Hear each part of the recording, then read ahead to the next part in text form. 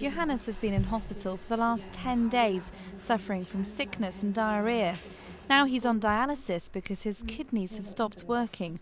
He and his brother Maximilian were rushed to the Hamburg clinic after contracting an unknown infection. The fear is that they could have been struck by the virulent E.coli bacteria, which has so far killed 17 people. Maximilian is now a little better. My eldest came home yesterday, and although he has to go back to hospital for tests, he's relatively healthy now. The youngest is also a little better, but is still on dialysis.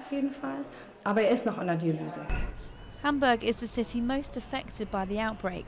Officials put the figure of confirmed and suspected cases at 668. At first, the city's health authorities blamed imports of Spanish cucumbers, but that's since been thrown into doubt. Despite the fact that the sampled cucumbers did test positive to E. coli, they did not confirm the presence of the specific serotype, which is responsible for the outbreak affecting humans. Intensive work is taking place to pinpoint the source of contamination. As well as a health crisis, this is rapidly becoming an economic crisis too.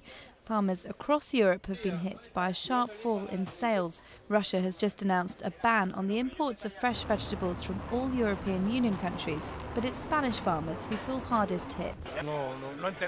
We didn't understand the reaction of the European governments, and especially the attitude of the German government, which caused a crisis. They issued a health alert, which was completely unfair, without verifying where the problem came from. Spain's now considering legal action against Hamburg and is seeking financial compensation for its losses.